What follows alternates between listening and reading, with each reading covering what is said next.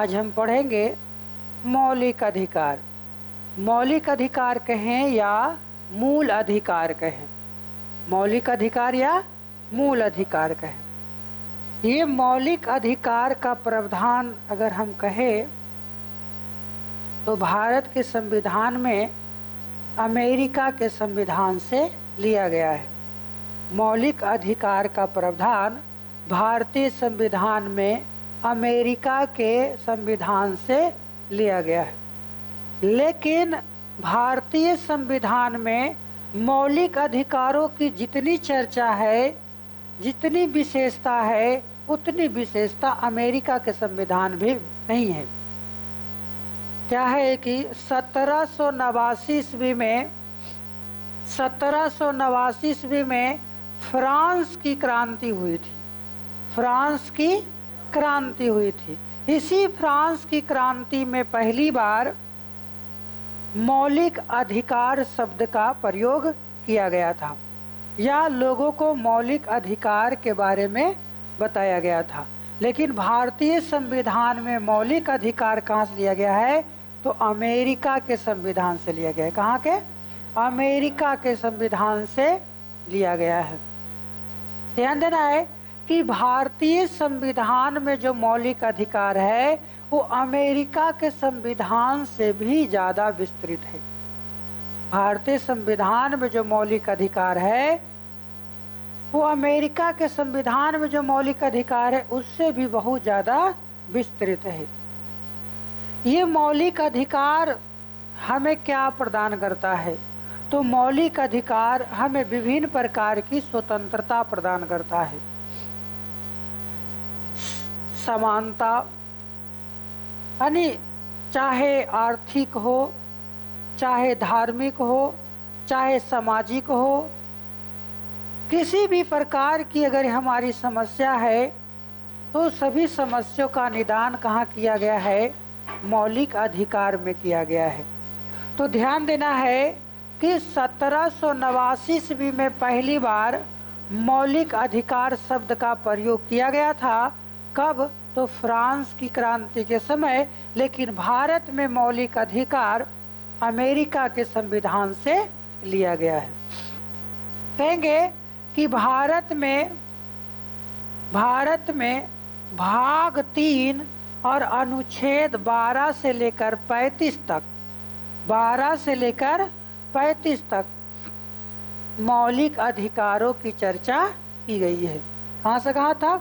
भाग 3 अनुच्छेद 12 से लेकर 35 तक मौलिक अधिकारों की चर्चा की गई है। भाग 3 अनुच्छेद 12 से लेकर 35 तक मौलिक अधिकारों की चर्चा मिलती है। अब देखना है कि ये जो भाग 3 है, इस भाग 3 को अधिकार पत्र या इसी को मैग्ना कार्टा कहा जाता है। मैग्ना कार्टा कहा जाता है। क्वेश्चन आएगा भारतीय संविधान के किस भाग को अधिकार पत्र या मैग्ना कार्टा कहा जाता है? तो क्या कहेंगे? भाग 3 को अधिकार पत्र या मैग्ना कार्टा कहा जाता है। अब देखना है कि इस जो आपको भारत में जो मौलिक अधिकार दिया गया है, तो मौलिक अधिकारों की संख्या 7 थी। कहेंगे मूल संविधान में जब संविधान लागू हुआ था, कब?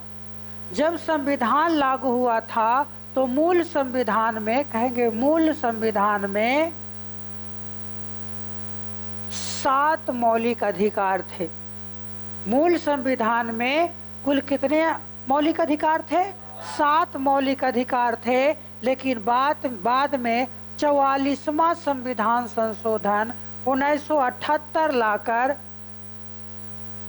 एक जो 7वां मौलिक अधिकार था, संपत्ति का अधिकार। कौन सा? संपत्ति का अधिकार। तो इस संपत्ति के अधिकार को मौलिक अधिकार से हटा दिया गया और इसका वर्णन जो था संविधान के अनुच्छेद 31 में किया गया था, लेकिन वर्तमान समय में ये जो संपत्ति का अधिकार है अब मौलिक अधिकार नहीं है बल्कि राजनीतिक अधिकार है। कैसा अधिकार है? राजनीतिक अधिकार है। और इसको 300 के का में रख दिया गया। कहाँ? 300 के का, संविधान के अनुच्छेद 300 के का में इसे रख दिया गया। तो कहेंगे भारतीय संविधान में कुल मौलिक अधिकारों की संख्या कितनी थी? 7 थी। लेकिन वर्तमान समय में कुल मौलिक अधिकारों की संख्या कितनी है? 6 है। अब वो 6 मौलिक अधिकार कौन कौन है? 6 मौलिक अधिकार कौन कौन है? सबसे 1 नंबर में कहेंगे समता या समानता का अधिकार। समता या समानता, समानता का अधिकार। समता या समानता का अधिकार जिसका वर्णन संविधान के अनुच्छेद 14 से लेकर के 18 तक मिलता है। क्या कहेंगे? समानता या समता का अधिकार कहाँ मिलता है? तो संविधान के अनुच्छेद 14 से लेकर के 18। दूसरा क्या है जी? स्वतंत्रता का अधिकार। स्वतंत्रता का अधिकार, ये स्वतंत्रता का अधिकार कहाँ मिलता है? 19 से लेकर के 22 तक। 19 से लेकर 22 तक। तीसरा जो मौलिक अधिकार है उसको हम बोलते हैं शोषण के विरुद्ध अधिकार। शोषण के विरुद्ध अधिकार। तो शोषण के विरुद्ध अधिकार जो है वो 23 और 24 में वर्णन किया गया है। फिर आपको कहेंगे चौथा जो मौलिक अधिकार है वो धार्मिक स्वतंत्रता। धार्मिक एवं सामाजिक स्वतंत्रता का अधिकार किसमें किया गया है? 25 से लेकर के 28 तक किया गया है। फिर आपको कहेंगे जो 5वां मौलिक अधिकार है वो 5वां क्या है जी? शिक्षा एवं संस्कृति का अधिकार। शिक्षा एवं संस्कृति। शिक्षा एवं संस्कृति का अधिकार कितना है? 29 और 30 में किया गया है। एक लास्ट आपको फिर था, छठा में क्या था? संपत्ति का अधिकार। ध्यान देना है, इसमें क्या था? संपत्ति का अधिकार था अनुच्छेद 31 में, लेकिन इसे क्या किया गया? समाप्त कर दिया गया, हटा दिया गया। कब हटा दिया गया? तो 44वां संविधान संशोधन 1978 लाकर इसे क्या किया गया? हटा दिया गया, समाप्त कर दिया गया। लेकिन आपको लास्ट में क्या था? लास्ट में एक 7वां था संवैधानिक उपचार का अधिकार। संवैधानिक उपचार का अधिकार। संवैधानिक उपचार का जो है संविधान के अनुच्छेद 32 में इसका वर्णन किया गया। संविधान के अनुच्छेद 32 में इसका वर्णन किया गया। तो आपको पता चल गया कि मौलिक अधिकारों की संख्या कितनी है? मौलिक अधिकारों की संख्या कितनी है? 6 है। अभी कहेंगे कि जब स्वतंत्रता हुई थी, जब संविधान लागू हुआ था तो मौलिक अधिकारों की संख्या 7 थी, लेकिन वर्तमान समय में मौलिक अधिकारों की संख्या 6 है। किसे हटाया गया? तो संपत्ति के अधिकार को अब कानूनी अधिकार बना दिया गया। यह विधिक अधिकार, कानून बोले या विधिक बोले, कल क्वेश्चन आया था और तुम लोग उल्टा पुल्टा लगा दिया था।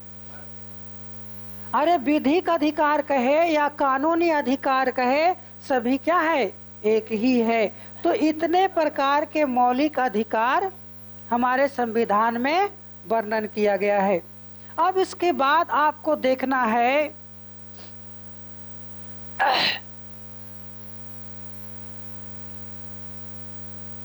एक दो पीछे अनुच्छेद छूट गया ना जी।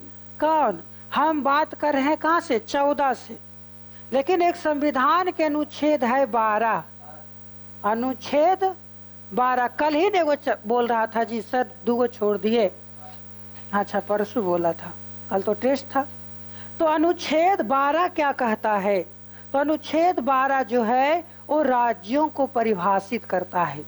संविधान के अनुच्छेद 12 क्या करता है? राज्यों को परिभाषित करता है, राज्यों को परिभाषित करता है। दूसरा जो अनुच्छेद 13 है, ये विधि को परिभाषित करता है। विधि, विधि मतलब कानून क्या है,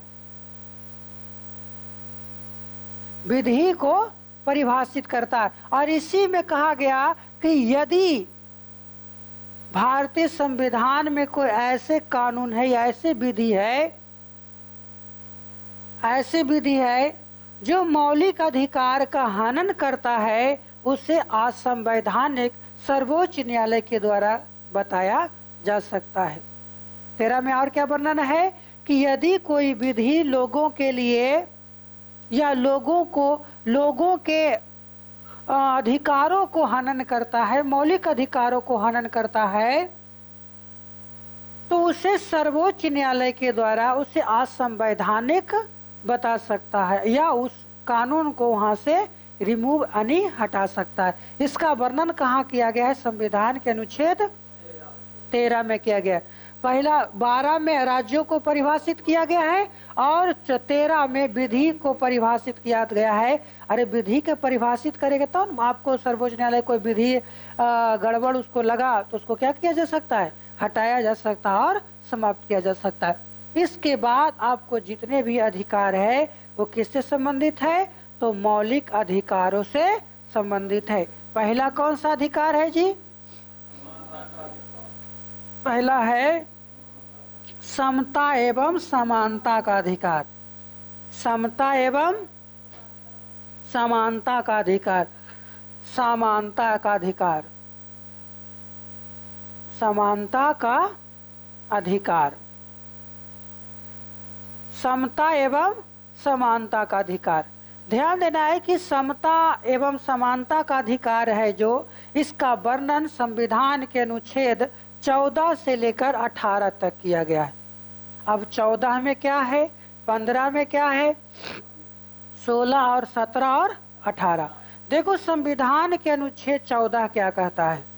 विधि के समक्ष समता, विधि के समक्ष समता, यानी आपको जो हमारा विधि है, हमारा देश का कानून है, उस कानून के समक्ष सभी क्या है? एक समान है। ना तो कोई बड़ा है, ना तो कोई छोटा है, ना तो कोई उच्च है, ना तो कोई नीच है। हमारे संविधान के अनुसार सभी क्या है? बराबर है। यानी विधि के समक्ष समता का अधिकार कहाँ प्रदान होता है? संविधान के अनुच्छेद, यानी यहाँ क्या कहेंगे? विधि के समक्ष समता, विधि के समक्ष समता, समता मतलब समानता। दूसरा है 15, इसमें कहा गया है कि भारत में धर्म, जाति, लिंग, रंग इत्यादि के आधार पर कोई भेदभाव नहीं कर सकता है। क्या कहा गया? जाति, धर्म, लिंग के आधार पर कोई भेदभाव नहीं कर सकता है। 15 में वर्णन है जाति, धर्म, लिंग के आधार पर भेदभाव नहीं कर सकता है, भेदभाव नहीं कर सकता है। फिर 17 में कहा गया है, 16 में लोक नियोजन में अवसरों की समानता। क्या है? लोक नियोजन में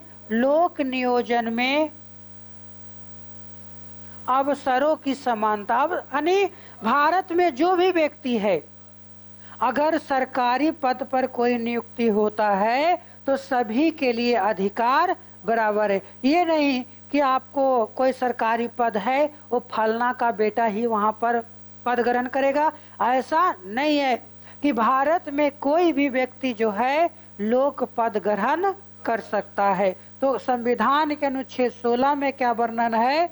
लोक नियोजन में अवसरों की समानता, यानी लोक नियोजन में सभी को अवसर क्या होगी? एक समान होगी। तो लोक नियोजन में अवसरों की समानता कहाँ है? अनुच्छेद 16 में। 17 क्या कहता है? अस्पृश्यता का अंत करता है, छुआछूत। क्या कहेंगे? छूत का अंत करता है, अस्पृश्यता का अंत करता है। कहेंगे कि यदि कोई व्यक्ति किसी व्यक्ति के साथ छुआछूत की भावना रखता है तो उसके विरुद्ध कानूनी कार्रवाई किया जा सकता है। अरे आज से कई साल पहले अभी भी गांव में कहीं कहीं मिल जाता है कि हम एक अमुक व्यक्ति से सट गए तो छुआ गए, मरे हुए व्यक्ति से सट गए तो छुआ गए, बोलूं वो छू दिया था, उसको हम छू दिया था, छुआ गए। हालांकि ये इसका मतलब नहीं था। इसका मतलब है कि जो व्यक्ति उच्च और नीच में जो छुआछूत चलता था उसका विरोध करता है कि अगर कोई व्यक्ति छुआछूत से संबंधित भावना रखता है तो वह संविधान के तहत उसे दंड की भागी बन सकता है। अब देखो संविधान के अनुच्छेद है 18, इसमें उपाधियों का अंत किया गया है। क्या चीज? उपाधियों का अंत। उपाधियों का अंत। ध्यान देना है, क्या होता था जब भारत में अंग्रेजों की सरकार थी, अगर भारत में कोई व्यक्ति अंग्रेजों के चाटुकारी काम करता था, नहीं अच्छे उसके लिए काम करता था, तो उसे अंग्रेज क्या करता था, कुछ पद देता था। जैसे गांधी जी को दिया था केसरी हिंद। हालांकि बाद में 1920 में जब भारत छोड़ो आंदोलन शुरू हुआ तो केसरी हिंद की उपाधि लौटा दिए थे। तो ध्यान देना है कि 18 में क्या है, उपाधियों का अंत किया गया है। कहा गया है कि भारत के कोई भी व्यक्ति किसी विदेशी विदेशी का उपाधि धारण नहीं कर सकता। कोई भी उपाधि धारण करने के पहले राष्ट्रपति से अनुमति लेना अनिवार्य है। संविधान के अनुच्छेद 18 में क्या कहा गया है, उपाधियों का अंत किया गया है कि अगर कोई व्यक्ति उपाधि लेता है तो उसे राष्ट्रपति की अनुमति अनिवार्य होगी। अब लेकिन इसमें एक और बात की गई है कि राष्ट्रपति क्या करता है कि भारत का सर्वोच्च सम्मानित पद भारत रत्न, पद्म श्री, पद्म विभूषण, ये सभी राष्ट्रपति जो है संविधान के अनुच्छेद 18 के तहत ही प्रदान करते हैं। क्या क्या? भारत रत्न, पद्म श्री, पद्म विभूषण, यानी जो बड़े बड़े पद हैं, पद नहीं है, पुरस्कार हैं, उन सभी पुरस्कार का वितरण किसके तहत करेंगे? अनुच्छेद 18 के तहत करेंगे। चलिए पहले इतना लिखेंगे, उसके बाद आगे चर्चा करेंगे।